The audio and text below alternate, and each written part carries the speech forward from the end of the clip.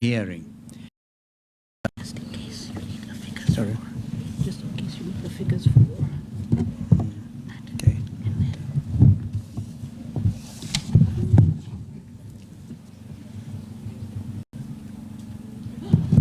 Thank you.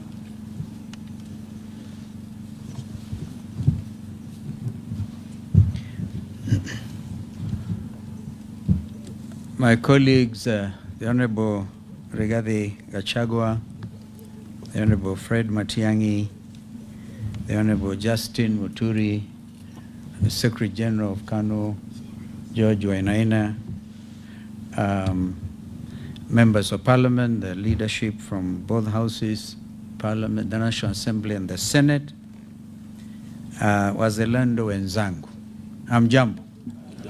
Naona kama mmekasirika sana lakini bado tunaumwa kwa sababu tunayatafakari yaliyotendeka wiki hii haswa kwa upande wa mahakama. And before I proceed to read this statement of my colleagues who add one or two things, we have a duty to declare our solidarity as ever with each one of us. And we know the matter of that ruling by the three judges in the matter of the petition by our brother, Deputy President Rigathi Gachagua, and there's many other, I think 50-something petitioners. That matter continues to weigh heavily on the conscience of Kenyans. And I can tell you, I've pronounced myself before on this matter, and I reiterate that that ruling, because it touches on Article 25 of the Constitution, and that Article 25 clearly states that the matter of fair hearing, entitlement of every Kenyan to fair hearing, is a non-derogable right. And the one moment you make a finding that that is the case, then the Constitution is absolute and it's clear. So much as we feel with our brother Rigiji, the weight of arriving at the wrong conclusion, we also now know, I can tell you, from this podium, that finding itself amounted to lifting of the impeachment. It is very clear to me, and therefore anybody arguing that Rigathi Gachagua cannot run for elective office is clearly misleading themselves. And so therefore we want to encourage our brother and all of us in that regard. We have apologies before we read this. So I'm reading this on behalf of the United Alternative Government. We have apologies from our brother, Honorable the DAPK leader, Mheshimiwa Eugene Wamalwa, and our sister mother, Wangari Karua, who is out in Uganda. Otherwise we are all together in this very important matter. So if you allow me, some of it, my colleagues, be giving maybe a personal matter, my own experience in this, but we will, at the end of this presentation, each one of us will say one or two things. The subject is on the financial year 2026-2027 budget and the Finance Bill 2026, and this is the people's budget. We have been accused before, and we want to tell Kenyans we are up to it. We are up to it. We are not just going to criticize this time. We are going to give an alternative budget. So thank you for joining us this afternoon. And before I speak about figures and fiscal deficits, I want to speak about a woman I met in Mathare recently. She sells second-hand clothes and pays her SHA deductions every month. She also sends her children to a public school that the Constitution says is free. Last week, the school sent a letter to her. Quote, please pay 3,500 shillings for infrastructure development levy before your child sits end-term exams. End of quote. She does not have it. I'm standing here today because of her and because of every Kenyan like her who has run out of time to wait on a regime that has lost its moral authority to lead. Fellow Kenyans, on my part, my colleagues who also say theirs, I've been in public service for over 4 decades. I've sat at cabinet tables, at the office of the Vice President, and even others dealing with peace negotiations. I've seen Kenya at its best, and I've seen what bad governance does to a people who deserve so much better than they have been given. Nothing, though, in all these years of public life, has prepared me for the cruelty of this budget. Because that is what it is. Not just incompetence and miscalculation, but cruelty. The cruelty of a regime that knows exactly what it is doing to its people, has the treasury documents to prove it knows, and has chosen to proceed anyway. I've read the National Treasury and Budget Summary published April 30, 2026. I've studied the budget policy statement, and I too have read the Finance Bill 2026, and I'm here today standing before our nation to tell you what those documents say in a nutshell and what they mean for the Kenyan family that is simply trying to survive. The state of the nation, and basically saying numbers, that's the title, numbers cannot lie. The National Treasury released financial year 2026-2027 budget summary on April 30th, 2026. These are not opposition figures. These are the government's own numbers that can be found on treasury.go.ke for every Kenyan to read. Let me walk you through what they say. This is the largest spending plan in the history of the Republic of Kenya. Gross expenditure at 4.82 trillion shillings. Yet total revenue, including taxes and all other inflows, stands at only 3.63 trillion shillings. The gap between what this regime spends and what it collects is a whopping 1.11 trillion shillings. A fiscal deficit of 5.3% of our entire GDP. The difference of 1.11 trillion is borrowed. And it is borrowed on behalf of a child in Turkana who is 4 years old today, who has never signed a loan agreement, and who has never attended a budget committee hearing. That child will repay this debt with interest. That is not fiscal management, ladies and gentlemen. That is generational slavery. Now consider this. The entire consolidated fund services, that is debt obligations and pensions, consumes 1.5 trillion shillings, and that is 31.2% of the national budget. Interest payments alone stand at 1.25 trillion. Domestic interest payments on loans taken within our borders totals 986.7 billion shillings. To put that in a language every Kenyan understands, interest on domestic debt alone costs more than the entire education budget of 668.3 billion shillings. Think about this. We are spending more on paying bankers than on teaching children. 31 cents of every shilling, 31 cents of every shilling, Kenyan shilling, raised goes to debt service before a single classroom is built, before a nurse is hired, and before a single road is repaired. Meanwhile, the Federation of Kenya Employers tells us that 67% of young Kenyans between ages of 15 and 34 years of age are unemployed.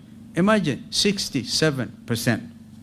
In a country where youth are not the future, they are the present and they are the majority.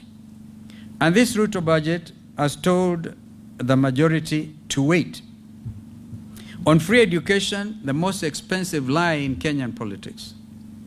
Article 53 of our Constitution states that every child has the right to free and compulsory basic education, not subsidized education or partly funded education, but free education. Yet here is what the budget estimates actually show. Free day secondary education capitation, 54.6 billion shillings, yet the full funding requirement is 83 billion shillings. This is a shortfall of 28.4 billion shillings. Under free primary education, the government remits 1,420 shillings per pupil per year. Yet the budget policy statement at page 44 of volume 2 documents an 18 billion capitation gap. Junior secondary schools receive 30.9 billion shillings against a need of 42 billion shillings. A Form 1, or whatever they call it today, CTR 10, Form 1, grade 10, a student arriving at a public day school, supposedly free, finds no desk and no textbooks. And all children go without desks because of the Kenya School Equipment Scheme, the program that once put desks, laboratory equipment, and books directly into public schools has been defunded and forgotten. The budget estimates show an estimated 112 billion shillings allocated for administrative overheads at the Ministry of Education headquarters. 112 billion shillings for the bureaucracy that runs education sector. 65 billion for the children being educated. That is not a budget. That is an insult. Thirdly, school safety and student mental health, a crisis this budget ignores. On Saturday, June 6, I stood before the Kenyans and spoke about something that had nothing to do with websites or campaign platforms. I spoke about 16 of our daughters who will never come home again because of the fire at Utumishi Girls Academy in Gilgil. Since May, Kenya has watched with growing dread as school after school has experienced unrest, destruction, and fire. Lenana School, State House Girls, Alliance High School, Loreto Limuru, these are not isolated incidents. They are patterned, and this government with a budget of 4.82 trillion shillings has responded with investigations that go nowhere. And today we have seen they've even recommended suspending the midterm or bringing the midterm break a little earlier. What are our children telling us? They are telling us that dormitory buildings are fire traps that were never built to code and have never been inspected to standard. They are telling us that the food is inadequate and sometimes unsafe. They are telling us that when they raise concerns about conditions, about pressure, about feeling overwhelmed, no one listens. They are telling us that the mental health burden on a Kenyan teenager today is heavier than any generation before them has carried, and that the system built around them has no mechanism to hear them, let alone help them. This is not a new crisis. It is a neglected one. A government that allows it to fester while protecting a 112 billion shillings Minister of Education administrative overhead has made a choice. It has chosen the bureaucracy of our children for the last 4 years. Now look at what this budget allocates to address it. School mental health programming, effectively zero. There's no dedicated national school mental health line in the budget estimates. The Edu Afya, Kumboka, our brother Matiang'i will speak to that. Our Edu Afya school health screening program, which was often the only medical review a public school child ever received, was abolished by this Ruto regime. The Kenya School Equipment Scheme which would put safe and adequate furniture into schools, remains defunded, as we said before. Boarding school safety infrastructure is not a named priority anywhere in these estimates. Yet, we are spending 9.2 billion Kenya shillings on Energy, Petroleum and Regulatory Authority, EPRA, the fuel levy regulator, and zero on the mental health of 2 million boarding school kids. That is not a budget, that is an abdication. Your united government in waiting makes 4 commitments and they come with budget lines attached. First, a mandatory national safety and audit of every boarding school dormitory in Kenya with enforceable deadlines and criminal liability for non-compliance. We fund this from the 20% cut to Minister of Education administrative overhead, that is 22.4 billion shillings, redirected from the bureaucracy to the children it is supposed to serve. Second, a fully funded national school mental health program that will be a dedicated budget line, not a footnote in a health or ministry circular. We reinstate Edu Afya funded at 5 billion shillings, restored from the savings on the cancelled Social Health Authority, SHA technology contract. I will be talking about that. I think our brother Reggie will address that one, the 104 billion shillings. Amazing, strange contract. Third, a comprehensive review of boarding school standards, accommodation, nutrition, safety, and student grievance mechanisms that guarantee every child is heard and treated with dignity. I must say, when I was Minister for Education, people remember the late Griffin, the director of Starehe Boys Center. Griffin had an amazing philosophy. Any child, in fact, his office had only the desk and one cat. Any child, whether from 1 up to from 6, could walk freely.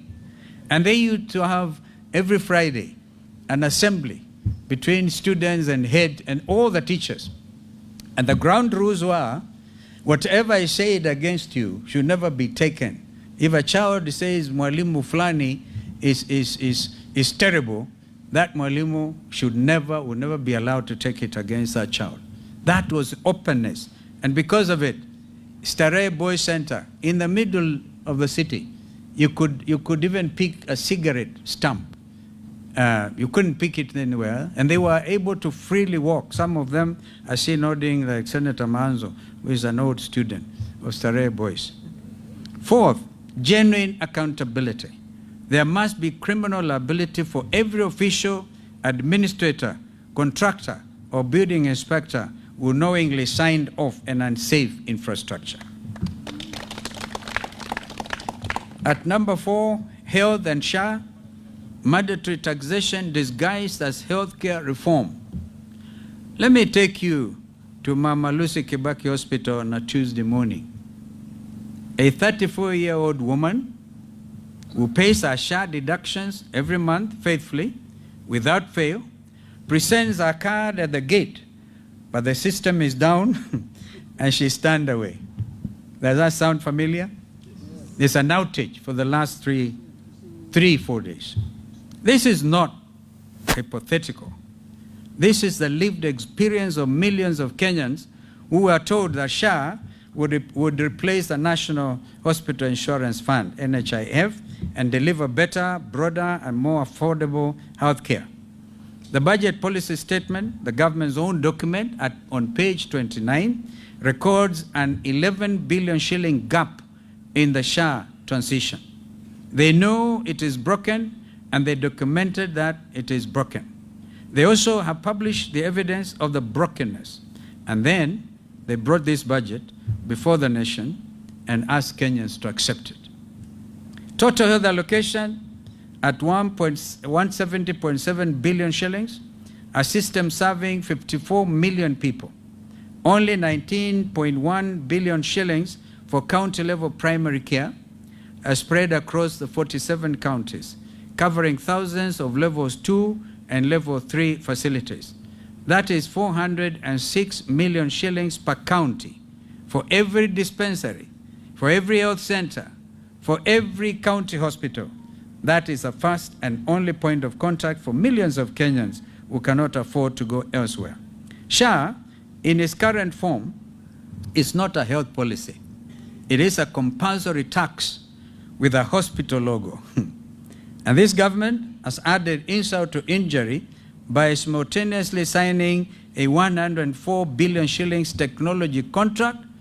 I repeat, 104 billion shillings for a digital platform around our health system that cannot serve the patient at the gate.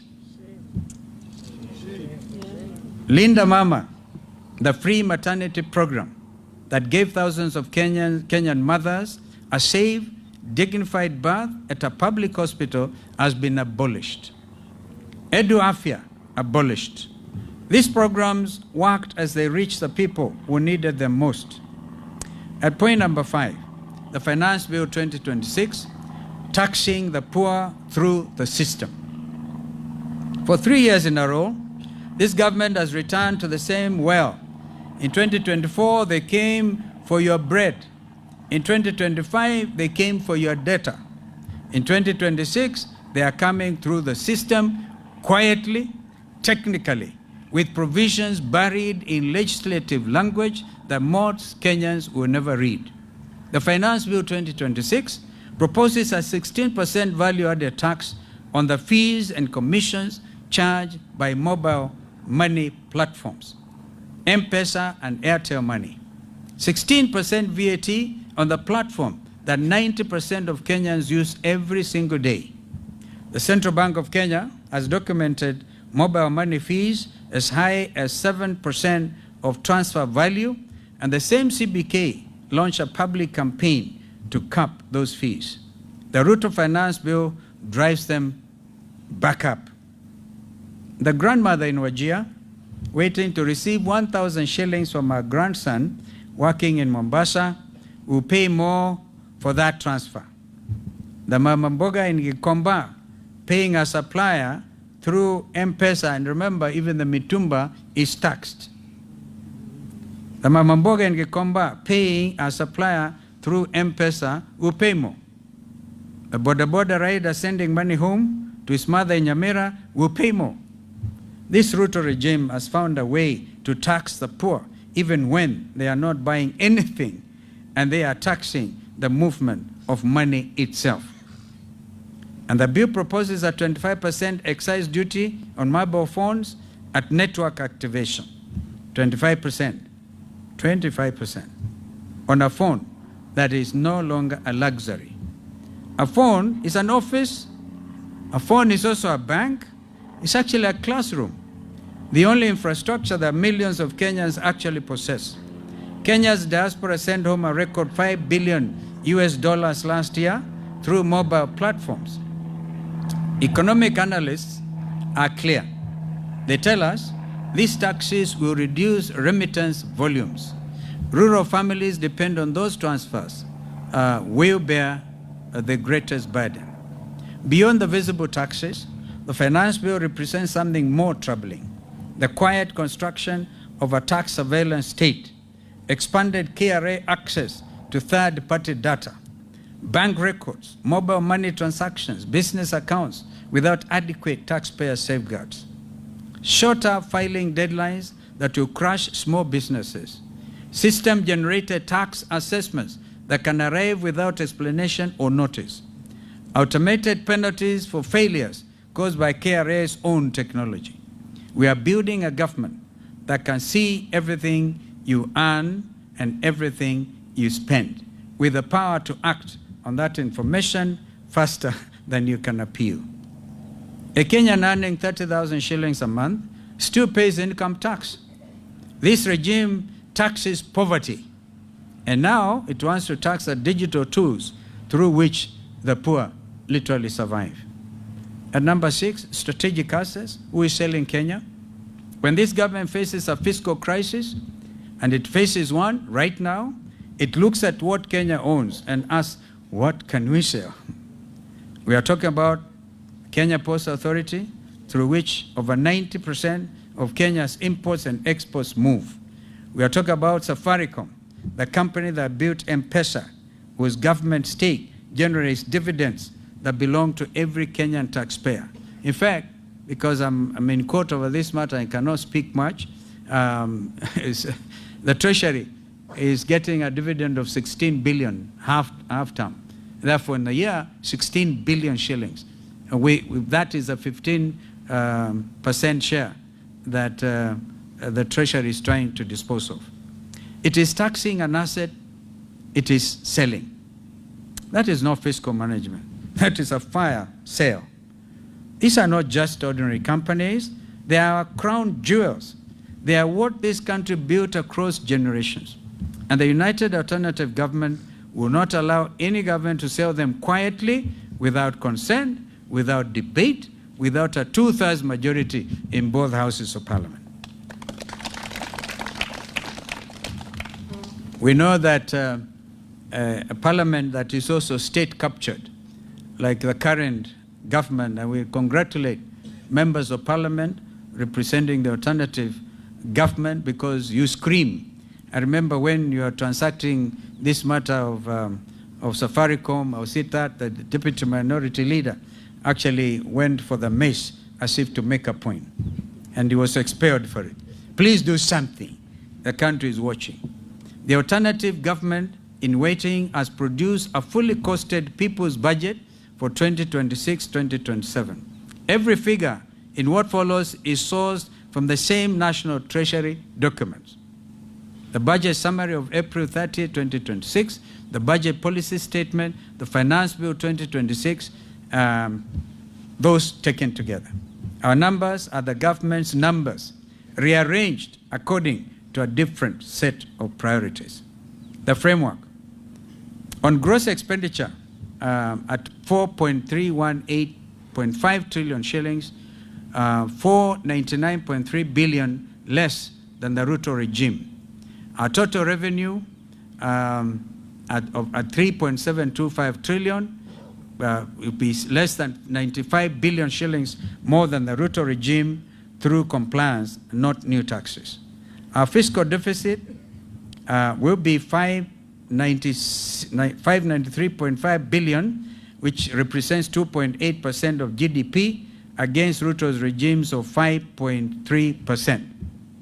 Our domestic borrowing will be 500 billion against Mr. Ruto's regime's 995.7 billion. We shall have the pressure on Treasury bill rates and private sector credit in 1 year. We shall restore the development expenditure ratio from the Ruto regime's unconstitutional 29%. That is a statutory breach of the PFM Act, that's Public Finance Management Act, minimum floor to 33.5%.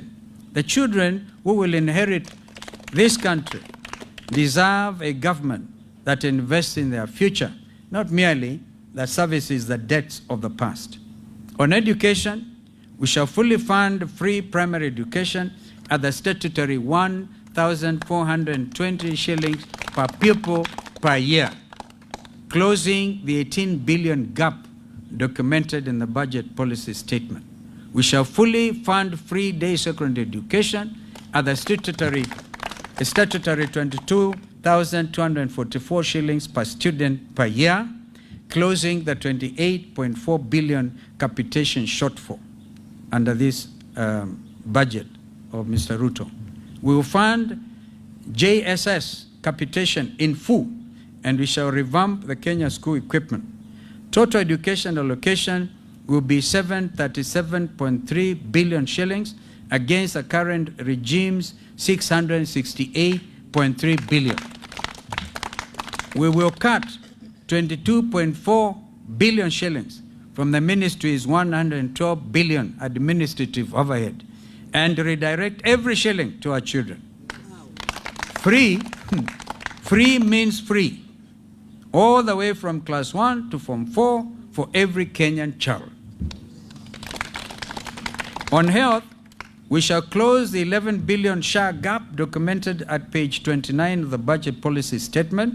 We'll fund free care at every public hospital up to county level. That is no card at the gate, no system down, and certainly no patient turned away. We shall reinstate Linda Mama as well as reinstate Edu Afya.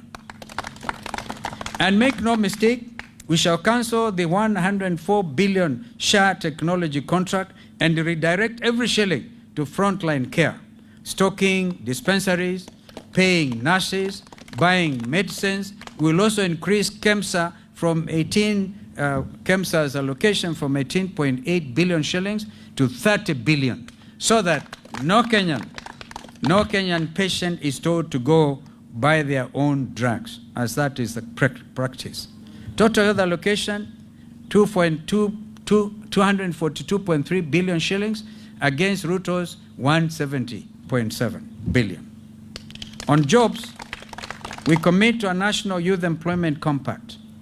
That is 80 billion over 2 years, 80 billion shillings. A single fund with one accounting officer and one measurable outcome, that is verified jobs created, 200,000 placements in public works infrastructure maintenance, a skills to export pipeline linking technical colleges with verified export sector employers, zero-rated startup capital for youth-led MSCs employing more than 5 people, not grants but contracts, deliverables, and results. 67% of our young people are not idle because they lack ambition. They are idle because the system was never designed for them. We will redesign it. On cost of living, we shall repeal the import declaration fee, the railway development levy, and the road maintenance levy on fuel imports, bringing diesel to approximately 170 shillings per litre. We will also abolish the housing levy. Of course, that abolishment will take into account the legislative aspect. All right? We are not just abolishing without asking you guys to do the needful. And because a lot of you are state captured, the next administration will certainly ensure there's no housing levy. Our executive order number 1, giving millions of Kenyan workers an immediate increase in take-home pay. That's what my brother Rigiji refers to rescuing the payslip. We shall zero-rate solar panels, batteries, and inverters. We'll introduce a 30 shilling per litre targeted fuel subsidy for certified agricultural use. And we will remove from the Finance Bill 2026 the 16% VAT on M-Pesa platform fees and the 25% excise duty on mobile phones. On fiscal discipline, starting at the top, we will cut State House operations from 12.6 billion shillings to 6.3 billion shillings. We must cut the NIS allocation from 58.6 billion to 35 billion shillings. Kenya is not at war, yet the NIS has doubled since 2020 without proportionate gain. We'll also abolish the 13 billion shillings police motor vehicle leasing program and procure direct, saving 4 billion shillings over the contract life. We will then redirect the 35 billion shillings in savings from NIS and State House reductions into a national irrigation investment fund covering Garissa, Marsabit, Wajir, Turkana, Kitui, Makueni, Laikipia, and Kajiado. Because food security is national security. We will also implement a single treasury account to eliminate ghost workers, duplicate payments, and pending bills that are an Auditor General's verified leakage of 250 billion, all right, a year. And we must congratulate the Auditor General, because there are 2 ladies I personally respect, the Controller of Budget and the Auditor General. Two ladies who have stood strong in the interests of the Kenyan people. Every contract requires confirmed exchequer backing before work begins. Any accounting officer with an adverse Auditor General report must step aside immediately. Now you may ask, where does the money come from? I'll tell you. 200 billion shillings from the structured sale of stored affordable housing projects at market value. 250 billion from single treasury account efficiency savings. 90 billion shillings from a simplified flat 7.5% rental income tax on large landlords currently evading through complexity. 104 billion shillings from cancelling the wasteful SHA technology contract. 125 billion shillings from halting non-priority vanity capital projects. 30 billion from right-sizing NIS and State House. That is not a promise. That is a United Alternative Government's balance sheet. A message to the Kenyan people.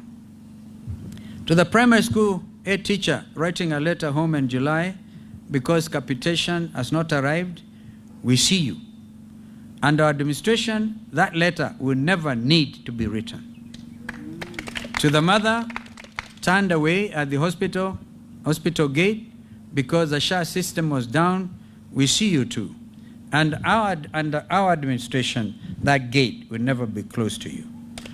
To the Form 1 student or CTR 10 student who arrived at their school, arrived at their free day secondary school and found no desk, we hear you. And our government, the desk will be there before you are there.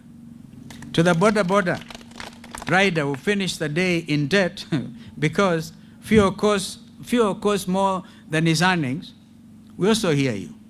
And our government, fuel will cost less, not more. To the Mama Mboga and Gikomba who learned the government now wants to tax the M-Pesa transfer she uses to pay her supplier, we'll feel your pain too. Under our administration, that transfer will be cheaper, not more expensive. And to every Kenyan who owns a piece of KPA and Safaricom through their taxes and is watching that stake quietly diminish, we are with you. Those assets are your inheritance and we shall protect them. Now, a direct word to members of parliament as I conclude. You were not elected to be a rubber stamp. A mother woke up before dawn, remember that, walked to a polling station, queued for hours, sometimes under rainy conditions because August sometimes is very, very, very cold. Queued for hours and marked your name because she believed you would go to Nairobi and fight for her. When you vote to approve 28.4 billion shillings free day secondary capitation shortfall, you vote against the children of the poor. When you vote to approve an 11 billion shillings hole in SHA, you guarantee that the next Kenyan will be turned away at a hospital gate. When you vote for 16% VAT on M-Pesa platform fees, you tax the only bank most Kenyans have ever had. And when you approve a fiscal deficit of 1.11 trillion shillings, a statutory breach of the PFM Act, you are not building this country. You, honorable members, are mortgaging it. And I know none of you sitting before us today. Make no mistake, history will record your vote, and in 425 days, just like the current regime, the people will have made a record of the choice you made and make it plain at the ballot paper box on August the 10th next year. Conclusion. As we comboa our country, we have had victims of police brutality in our midst before we all got together here. We all remember Rex Masai was the first one to fall when we were shot at the leg. And June the 25th is around the corner. I have confirmed from Honorable Makali Mulu, and I share that with Bernard Kavuli and his colleagues, including their advocates,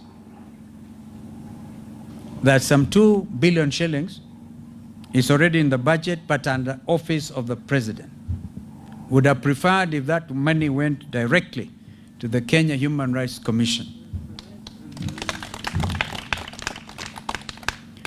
And then, even then, it's not even sufficient. We Kenyans expect it's not enough. Like, I really congratulate my brother Rigiji for saying he is not in need of 50 million shillings for a breach caused on his own rights under the law, under the Constitution. So it is very easy for this administration to think by paying 2 million shillings to a family whose son was felled by a police bullet, you have done justice. Kenyans deserve and they demand justice. The perpetrators of those heinous crimes, even as we speak, this police continues to perpetuate those abrogations of our Constitution. Did we not hear yesterday in Laikipia, and people like Laikipia, we hear you, my colleagues will speak to you about that we're importing Ebola, and then we kill. Even when our people peacefully demonstrate, you kill them. Can you imagine a regime that arrests a Chief Justice Emeritus? We will be organizing massive demonstrations to protect the Nairobi National Park. So it is not just Chief Justice Maraga, whom they tried to harass yesterday. So we stand in solidarity. We want this money paid, the 2 billion, paid on or before the 25th of June. There should be no prevarication about this. After all, William Ruto himself announced he has a list of those supposed to be beneficiaries. And so we want Kenyans to remain alert and fully cognizant of the fact we are at a crossroads. And I thank you. Tomorrow, what you have read, this is an abridged version. The whole text will appear in the local print media tomorrow. So Kenyans can see united alternative government in action. And of course, there's a lot we can do. There's a lot because we are just dealing with their own figures. We will deal with our own in the next 1.5 years to come. I thank you.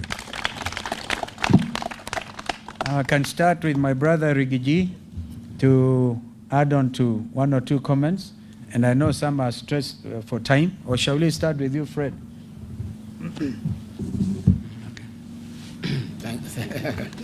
Thank you. I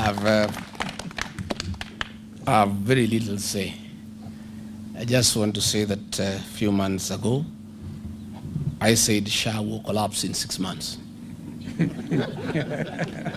For the last 4 days, it has collapsed. The systems are down. That is a sign of collapse. When Rigiji tells you that your wife is expectant, please buy some diapers. I want to ask our members of parliament in the National Assembly, those who believe that they serve the people who elected them, to be the forefront in rejecting on the floor the 2026 finance bill. And the other side, the flower girls, or William Ruto, the flower girls, who are the majority, will want to vote by acclamation. Please be present to force a division so that Kenyans can know who voted with them and who voted against them, so that they can keep a record, so that next year, in another 14 months, they can pay them back in kind. So that is my plea, that please be present on that day so that you can force a division, so that it is known, it's on record, who has voted with the people of Kenya and who has voted against the people of Kenya. I want to support that the new administration next year will do away with the housing levy. And I want to put Kenyans on notice. You are being asked to start paying for these houses. Please don't. You just lose your money next year. Don't throw good money after bad. Keep away from those avoidable houses. Because next year, sure as December 25 is Christmas, William Ruto and his people will go home. There will be a new administration that will do away with the housing levy. So it is foolish and unwise to put your money when you know that chances are 9 to 1 you lose your money. Again, we have seen a lot of land belonging to private people being grabbed by William Ruto and P.S. Nixon Koril, especially here in Kiambu, where there are large tracts of land belonging to private people, the land being subdivided and sold hastily to investors. I want to put investors on notice.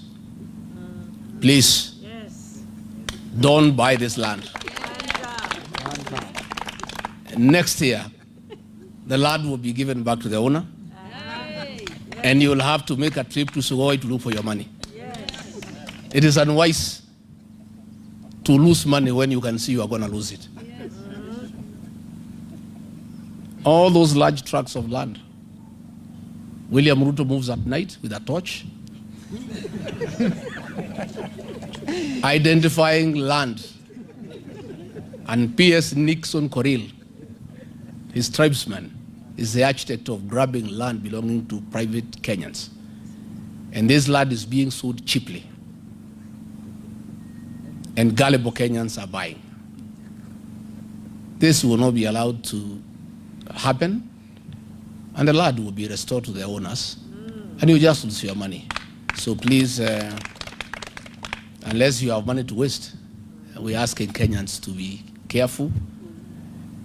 And again, all those people who are being sold public assets, please don't buy.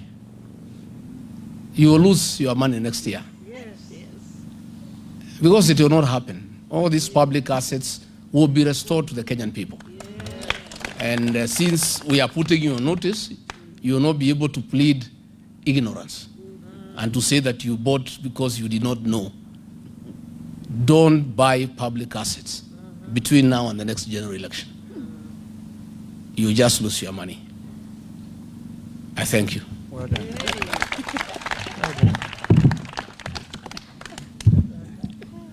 Ladies and gentlemen, 4 points to be made in addition to what my colleagues have said. When we, in public discourse and public meetings, say that we are not just talking, the things we say can actually happen, we've demonstrated this year that they can actually happen. So my first point is, to the people of Kenya, we are talking about hope. Don't lose hope, because we will restore our country to where it ought to be. We will provide real free education. The fear I have, I've not looked at the most current data, is that our dropout rate in schools could very easily have gone back to the pre-Kibaki days because of the number of children who cannot access education. The figures we have quoted here and the savings we are making in the education sector are intended to remove all the barriers to access to education. Because for a country of our size that has got the aspirations that we have, we cannot afford to have barriers to access to education, whether they're in levies, in fees, and all that kind of thing. So all those policy proposals that worked effectively during the Jubilee administration will be restored. They will work. Eduafia will work, as we have demonstrated to you, so that parents don't have to be called and hassled when their children are sick in school. We will remove some of these irrelevant and unnecessary levies and restore capitation to schools so that school heads are able to manage schools without stress and without undue pressure. What I would like to say, I said over the weekend, and I reiterate it again, that on this one issue of education, it's necessary, and we are asking the president and his government. You know, time lost, a year is too long in the education sector. We can have an all-parties conversation, and we have demonstrated what can be done to save the crisis in the education sector right now. They could start with this year's budget and this year's finance bill and save the situation in the education sector. I have noted that the only change the president has been able to do is to appoint Mr. John Ololtua as the new PS as the Minister of Education. John is a good guy. He was my regional director of education when I was minister, but that is not enough. They need to have a different mindset in the way in which they are looking at the education sector so that we can save our children and our parents, and most importantly, our teachers from pain. Point number 2, discipline is destiny. There is no way we are going to manage ourselves as a country outside of effective discipline. The level of wastage in government is unbearable. You have noticed clearly from the proposals we have made that we can live within our means, we can reduce some of the allocations and some of the luxuries we're engaged in. For a government our size, for a country with our aspirations, faced with the challenges that we face, some of the things we do are actually very unrealistic and almost totally irresponsible. Point number 3, we are a democracy, and democracy is government by deliberation. Our colleague, the Minister for Finance now, or the Cabinet Secretary for the National Treasury, has been criticizing us and saying we are making proposals to the Finance Bill 2026 recklessly. And my answer to him is this: you put it forward so that we deliberate it, we give you our views. And that's why we are asking members of parliament that if some of these amendments are not done, then the bill should be rejected in total. There are details that we have not gone into here. For example, if you increase tax on income from rent from 7.5% to 10%, all that is going to be passed on to tenants. The same ones who are paying SHA, the same ones who are paying housing levy, the same ones who are paying all these taxes. How will life be afforded? So we are not basically saying things because we are bored. We are saying things because we can see and we live here. And we are saying them in patriotism. And our colleagues, our fellow citizens who are in government, need to also, with the same attitude, the same positive view, take our proposals very seriously and take them in their stride and see what can be done. And I don't think, although Honorable Kalonzo Musyoka and Rigathi Gachagua did not say this, I don't think that the United Alternative Government is opposed to a conversation. Our members of parliament who are in parliament, I'm sure will be very happy to have a conversation on how these measures can be changed and these proposals can be changed in Finance Bill 2026 so that we can have a palatable situation. He asked how I was in cabinet for 10 years and we passed finance bills. We debated all the time. We negotiated all the time. In fact, in most cases, we gave away a lot. Sometimes it's a give and take, and government should be prepared to go to parliament and sometimes listen to the members of parliament, accept to lose here and lose there, reorganize here and reorganize there and readjust so that we can go forward in a manner that is essentially bearable for all of us. Finally, I don't think we are going anywhere if we adopt this attitude, like I have seen in some of our government officials, of behaving like we don't have a right or a role to point out these things. Who are you governing? You are governing us. Na sisi sio kondoo. We are human beings. We have views. And then when we give these views, please take them. We are your brothers also. We are not expatriate Kenyans. We are Kenyans in our own right. And we are telling you these things because we believe in them. And in that same vein, I would like to encourage our leaders, first from those who are in the National Assembly and in the Senate, in the United Alternative Government, to push hard with these proposals. Because all these things we have proposed here, if you don't take them to the floor of the House and read Finance Bill 2026 against these proposals, then what we are doing here is just a political exercise. So I would like to request our brothers and sisters who are in the two houses to carry these proposals with them and read Finance Bill 2026 side by side with the proposals we are making. And in the event that our fellow citizens who are in government will not listen and make these amendments, my recommendation strongly, like that of all right-thinking and positive-thinking Kenyans, is the Finance Bill then should be rejected in total. Thank you.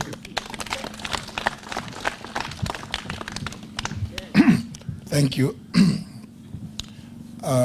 Let me begin by acknowledging that we are always making history.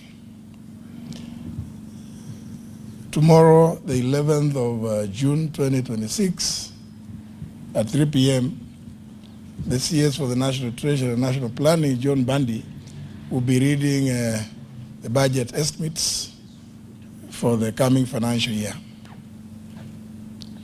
It will be the first time in the history of independent Kenya that a budget, national budget, is being presented in the absence of a sitting president. He is a president who has urged every Kenyan to tighten their belts, that we are in hard times. But he's the same person, same president, who is galvanizing all over the world in some executive jets at the expense of taxpayers, who is willing to tax up to their blood.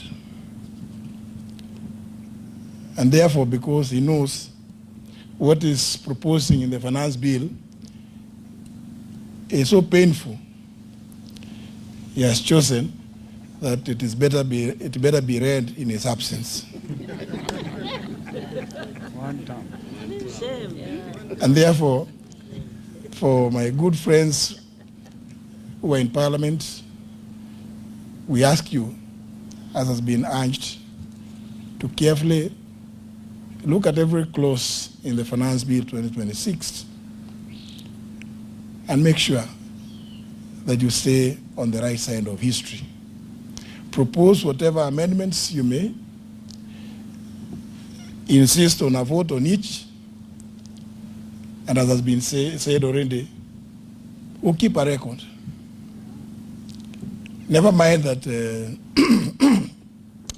choir may be too loud, but just have a record. As you know, the house is a house of record. Yeah. You will be recorded as having been on the right side of history. Even if you are defeated, you will have earned your right to say what you needed to say. As has been stated, what His Excellency Dr. Stephen Kalonzo Musyoka has read here is an abridged version of the proposals by the United Alternative Government. But I would want to just alert you to one particular provision, that proposal that he has made. The proposal on single treasury account, because it is there that we will realize a lot of the envisaged savings. No contracts to be entered into without a clear budgetary provision.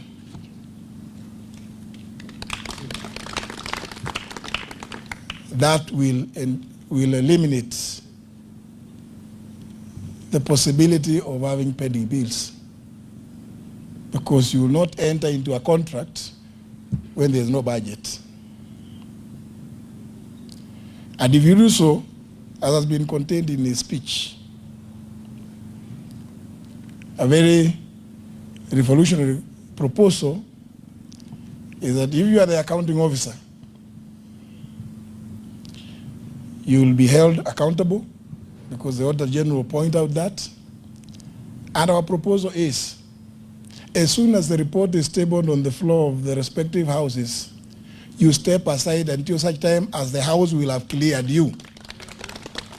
We are talking about an accountable government.